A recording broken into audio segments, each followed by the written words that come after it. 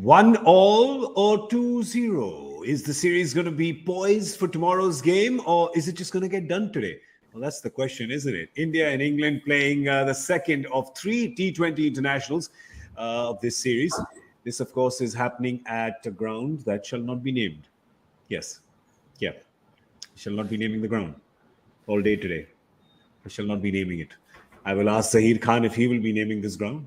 Zach, will you be naming this ground? Will you be naming it? It's too early, GK. Too early. Too early. Too soon. The wounds are too fresh. That's why we've got Michael Vaughan here to rub salt in our wounds and tell us where the game is happening. Well, it's at Edgbaston, the scene of the most ridiculous run chase in 76 overs with two magnificent centuries from Johnny Bairstow and Joe Root, dismantling a very good Indian attack just about 5 days ago. Same venue. How much salt did we send him? Didn't have to be a bag. Just told you a pinch. These guys, you're fired. I'm firing my minions. Michael Vaughan might have to use yours. Hello and welcome. This is Cricbuzz Live. I'm Gaurav Kapur. With me, of course, Zaheer Khan and Michael Vaughan in this fascinating weekend of T20 cricket, because we've got 2 games in 2 days. And they're happening in, what is it? How far are these grounds, Michael? They're like, what, 20 minutes, 30 minutes? How far are they from each other? Not far away. England's aggressive Bazball just positioned itself at Edgbaston. I'll guarantee it will stay at Edgbaston. It'll move on tomorrow as well. So I think you might see a more explosive England side play today. I mean, if we are talking about salt and wounds, then Zach, we have to remind Michael that the game that happened day before yesterday, the T20 International, England played that slower than they played the Test match 5 days ago. Yeah, that is a good memory, and all the bowling which we saw, I think that's something that you can't forget. We'll have to see that, but the word is 4 changes, GK. 4, that's it. I'm getting excited. Yeah, 4 changes. India's made only 4. I was predicting 9, but hey, 4 is good.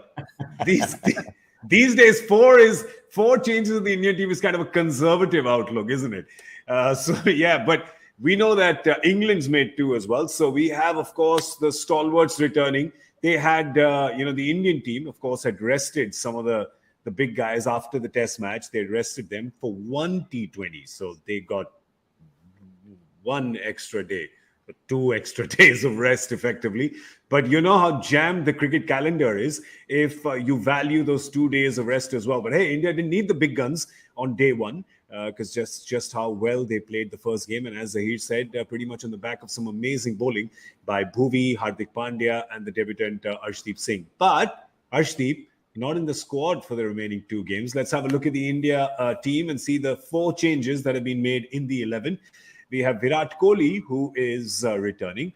There's Rishabh Pant also, who is returning. There is Ravindra Jadeja, who comes in, and Jasprit Bumrah, who comes in. So Jadeja for Aksar. Jasprit Bumrah comes in for Arshdeep. You got to feel it's a little harsh there on young Arshdeep, but hey, you don't complain if you're making plays for Bumrah.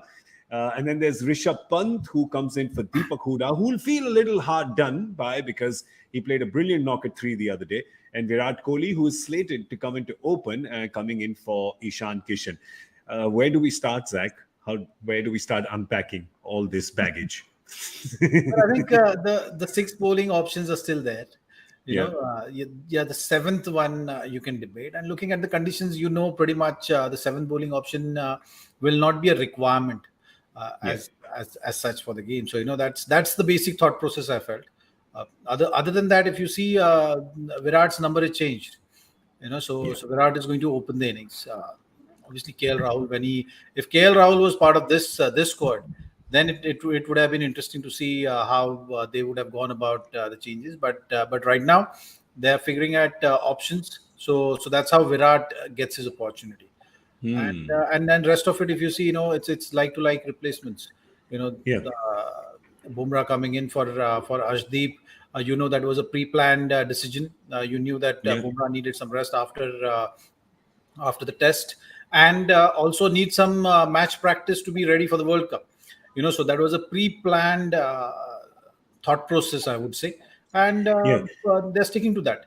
Ravindra Jadeja again have not played for a while. He's been very consistent with the bat and ball. So that is something which they will try out. Aksar maybe was not really making use of the opportunities which he was getting in absence of Ravindra Jadeja.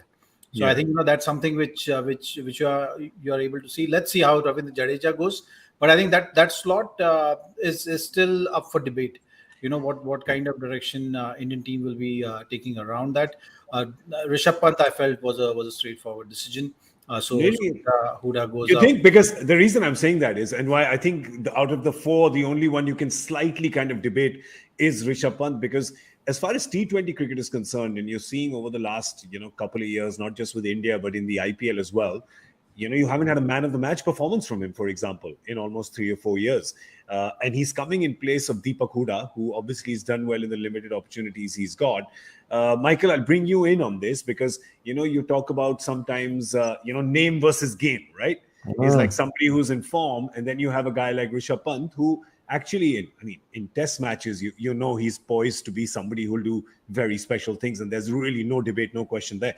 But in this format, and we're talking only in terms of format, he's really not optimized the kind of hitting talent that we know he has.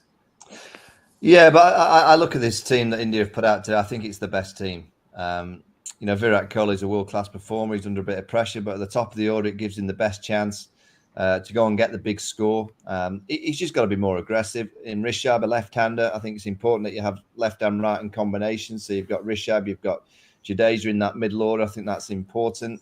Rishabh is too good a player. All the other teams around the world fear Rishabh Pant. He hasn't quite done it in T20 cricket yet, but I only think he's only ever one innings away from really kind of transcending his test form into T20 cricket. So I look at this team. Yes, Deepak Huda is unfortunate to miss out because he's in fine form, but I think everything around this side that India have put out, yes, they're on the back of winning, and you could argue that you don't change a winning side, but I do think this is possibly their best team that they can put out on the park. Okay, let's have a look at what England has done. We'll come back to the Indian team and discuss that in just a bit, because there are 4 changes. There's a World Cup coming up. There's a West Indies 5-match series for which Virat is not going. So we've got a bit to discuss that. But here, 2 changes. There's David Willey and Richard Gleeson who come in, and they are coming in place of Reece Topley and who's the other one missing? Timon Mills. So 2 of them. David Willey was on domestic duty for the first game, wasn't he, Michael? Yeah, he was playing in the Vitality Blast for Yorkshire on Wednesday night. Yorkshire won that game. They're through to finals, which is a week on Saturday. So he comes in full of experience. I'd expect you to be a little happier about that. Yeah. Really. Richard Gleeson, he's 34 years of age, making his debut. Plays for Lancashire, was at Northants many years ago. Lancashire took him. He's had loads of injuries. He's renowned for bowling Yorkers. He's renowned for bowling at the end of the innings, death. Kind of the last 4 overs of the innings in T20 cricket. England, I keep saying it's the one downfall. I mean, the other night they got pretty much everything wrong. It just was one of those games where they just didn't quite produce a performance, and that's from start to finish. But the one area of the England T20 team that you could say is a weakness, and it's bowling in the last 4 overs. So I think that's why they're giving him an opportunity to see if he can close out the innings for England with some high-quality Yorkers towards the back end. Just before I get Zach in on the Yorker bowling and the death overs, I just want to say I feel an opportunity would have been missed by anybody at the ground, the broadcaster, if they didn't ask him. He's making his debut at 34. If they didn't ask him the question, feeling a bit of glee, son? Come on. All right, moving on swiftly from that poor attempt of a joke. We're talking about the dead overs. The other day, Zach, you'd say that England, perhaps that was their best bowling phase, was the death overs the other day. India 41 for 4 in that last spell that you saw. So they'd probably say if we have to take one smidgen of hope from that, it is that what is perhaps been our weakest suit in the game so far, we did all right in that. Correct, but at times when you look at those numbers, and you'll see the runs per over in the middle phase was at a higher side, and in this format, when things are going like that, you tend to go towards the death options early, and maybe England felt that if they have a bowler like that who can control things like that in the middle phase, that can make the difference. So that is something which will be the thought process. So even though they've not gone for that many in the last 4, That has been a concern for them over the last few months now. So they still want to address that because they would consider themselves lucky that India didn't go away to getting 10 or 11 runs per over in the last four, and that would have made the matters worse. Yeah. So that's something is always a lookout or a thought process by everyone. You have to look at the T20 format in phase wise approach, and that's how you've seen the Indian team selection as well. The one point which I actually missed mentioning is that DK has still hold his place. Yeah. So only because of that phase which he's contributing in. So Correct. similarly with bowling also, you got to think of using the bowlers in phases, and there are few bowlers who can do all three phases, and that's how the value goes up. And when you're talking about three-phase bowlers, obviously I'm talking about the likes of Jofra, Bumrah. You've seen many others also do that, but that's where the real value of fast bowlers are. So England Yeah. has been feeling the absence of their main bowler, who is Jofra. So that's for sure is going to be a big miss for the World Cup or for this format as far as bowling is concerned. Yeah. So When you talk about they're still trying to find those answers there. When you talk about bowling Yorkers, at least towards the end, the one way to combat them is to use the crease, and DK does that really well. Kind of moves sideways, moves front and back. Tries to mess up line and length for the bowlers, and he's been doing that with and as Zach says, he's retained his position because he's been playing that phase really well in the last 2 years when it comes to T20 cricket. And when you look at that, Michael, that's really, I mean, we talk about death bowling. But death batting as well, because teams are now continuously going hard from the beginning. You're in a danger that you're 5 down in the 15th over. You need a guy like that to be there, who can maximize the death batting as well. Yeah, no, I think DK deserves a lot of credit because he realised an opportunity to go. And as Zach mentions the word phase in T20 cricket, he is a phase player. He's a last 5 over player where, he can go out there pretty much from ball one and hit sixes.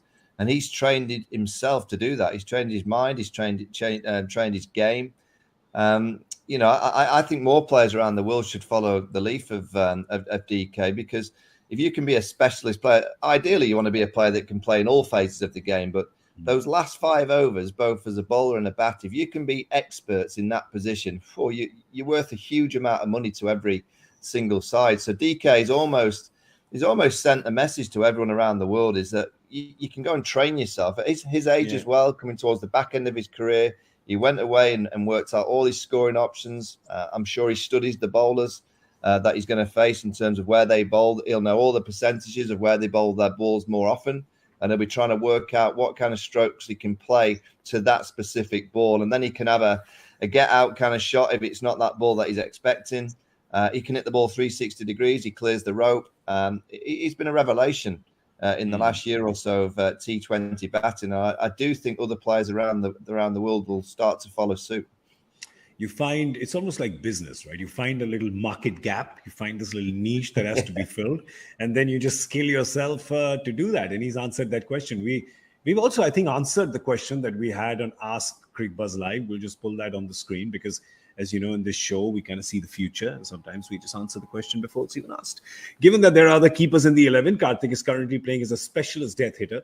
Given India's need for more bowling options, does DK deserve to keep his spot on account of his limited role? That was asked by Lakshman. And we're Nolaning it, brother. We gave you the answer and then we showed the question. So, Lakshman, I hope you're happy about that. But yes, there is DK there. But let's talk about the top order, right? Because here's the strange thing. Because in one way, Michael, I think all three of us are in agreement, and people world over watching T20s are in agreement that this is becoming a phase by phase, very minute event after minute event, specialist kind of game. You have to be ball by ball aware because it can change so rapidly, right? I mean, we're preaching to the choir. We don't have to say that to anyone. But does that mean then, Zach, that for people who are, as you're saying, the big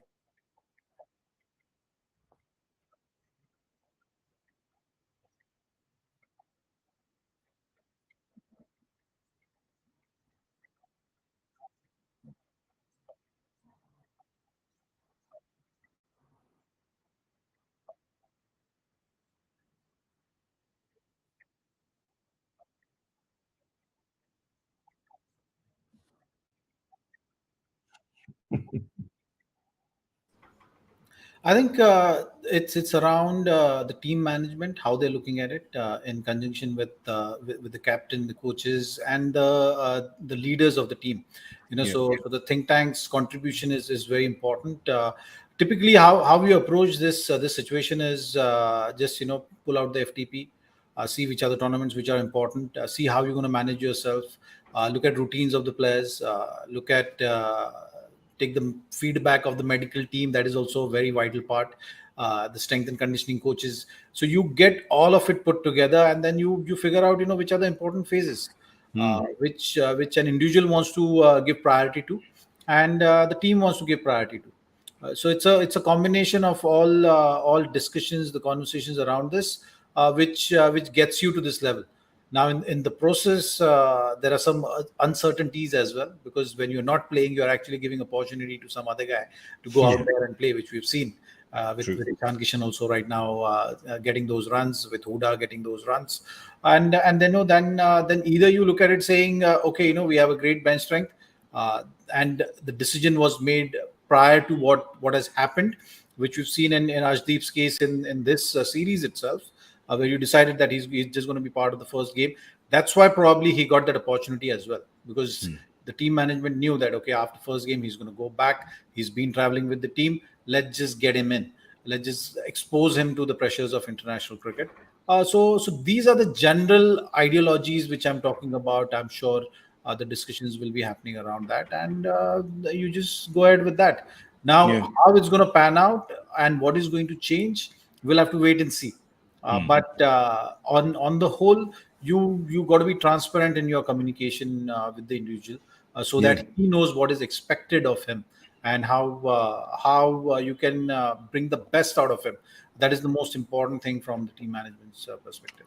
Yeah, they're tough questions, aren't they, Michael? I mean, I'm sure as captain, as batter, I mean, you've seen it, you've probably witnessed it, you felt it. Perhaps the game keeps evolving at a fast pace. You feel at a time where, there's another player, you're like, all right, I think this train's moving on and you're going to be left at the platform, right? This happens, right? It just happens. These are just really tough calls to take, aren't they? Yeah, I mean, whatever happens and whatever the personnel that India choose upon, and as I said before, I think this is India's best team. It's more about the style and the manner of the way that they're going to play. And I thought in the first game, it's the first time I've actually watched India in T20 cricket and thought, yes, they're playing it the right way. You've just got to be ultra aggressive. So Virat Kohli at the top of the order, Rohit, they've got to be told to get out there and cause chaos. That's their job. Forget the name, forget what they've done in the past. This era of the game is get out there with the batting hand and say to the bowler, by the way, I'm looking to hit you for 6. And if I can't hit you for 6, I'm hitting you for 4. And if I can't hit you for 4, I'm going to try and whack you through the field and try and make sure that I'm activating every single delivery. That's just clearly the message. These wickets that they play on and the wickets that'll be in Australia will be flat. These Kookaburra white balls don't do a great deal. I was amazed how much the Indian bowlers swung it in Southampton 2 nights ago. That was great to see, but primarily these balls don't do a great deal. So you've got to be ultra aggressive, and I think 200 is a benchmark, but I do think with the way that the players are playing, 225's got to be possible. And that's got to be the approach of India. Whoever the personnel is, it has to be in blueprint. The way that we play is ultra aggressive. And if Virat's playing, he's got to be told, get out there and cause some chaos. And all I say is England got rid of Joe Root in T20 cricket because they had better strikers for the shorter format. And Joe Root's gone on to be an outstanding test player in the last 2 years, the best. He's scored so many runs. Kane Williamson's probably going through that phase now in T20 cricket where people are going, is he the style of player that you need in T20 cricket? Steve Smith with Australia, look at Steve Smith and go, is he the style of player that you require in your team for T20 cricket? Or is it now the era where you just have powerful strikers who do try and cause chaos? So Virat is a wonderful player. I think he'll get back into form, but he'll only get back into form and stay in the side if he's ultra aggressive. If he just tries to play and score a strike rate of 120, I don't care about names. I don't care about what's happened in the past. That's not going to keep you in the side for the future. He's got to be striking it over 150, as all that team has to, because it has to be the blueprint of the Indian side is that we're now going to play an ultra aggressive brand of white ball cricket. Yeah, I think that's a great number that you take, Michael. Like in colleges, you have cutoffs, right, Zach? You have a cutoff, otherwise you can't get out from the college. you got to have a cutoff for batter strike rate, especially if you're in the top 4 or 5, right? It's got to be 150. Well, I mean, you got to be able to play the situation as well. There are certain times when the bowlers are on top of you, like how you saw Indian bowlers were swinging the ball. So you understand those situations, and if you have a player who is able to adapt to those situations and still bat at that strike rate, then that's when you're talking about the team which is going to be a force to reckon with. And you need players like that for sure. But the objective is always going to be the strike rate. So you got to be able to find a way of understanding that situation, playing the situation, but also making sure that you are on top of the strike rate. Yeah, remember 150 strike rate actually gets the team total to 180. So 150 is, and as Michael is saying, if you're going to 200 in the World Cup, then 150 is kind of got to be your bare minimum. But let's come to England for a second as well, because their strike rate, especially in the power play, Michael, this has become an area of concern, and more so because these are people who are heavy hitters. So when you have the heavy hitters giving you this, you gotta probably take them out for dinner, sit them down, talk to them, and say, Superman, do you not know you can fly? Well, I think Josh Buttler. I wouldn't worry about Josh Buttler. Jason Roy's gone through. I think only bowlers worry about Josh Buttler, Michael. Yeah, I wouldn't worry about him too much, other than if you've got a bowl at him. Jason Roy's been a bit of an issue. He's not been that consistent. David Malan is always the debate in England about, can you have a player like David Malan in T20 cricket that takes quite a while to get in, but when he gets in, his record speaks for itself. He goes on and he sees the game home. You look at Johnny Bairstow and you think, wait a minute, in 50 over cricket, he opens the batting and he's a wonderful player. Don't you want to get Johnny higher up? Isn't Johnny the perfect number 3? Isn't that top 3 of Roy, Buttler and Bairstow a top 3 that would be feared around the world? So I'm looking at Johnny's form at the minute, thinking, I'd want to give him quite a few balls. I don't want to waste Johnny Bairstow to the back end. I want to get Johnny in as soon as I possibly can to give him as many balls as possible to go on and potentially get 100. And these are all the debates that Josh Buttler and Matthew Mott will be having, is where is the best position for all these powerful players that England have? You've got Liam Livingstone, you've got Moeen Ali, you've got Ben Stokes to come back in, you've got Harry Brook, who's just played, who strikes a great ball. England almost have too many options. They have too many options. And how about Bairstow and Buttler? We've seen the IPL knows what Bairstow can do as opener. What about Bairstow and Buttler as opener? I'd have Roy, Buttler, Bairstow. I just think they're high class. I mean, Jason Roy needs to find some form, and if he doesn't find form, you can always move Johnny Bairstow back to opening the batting with Buttler.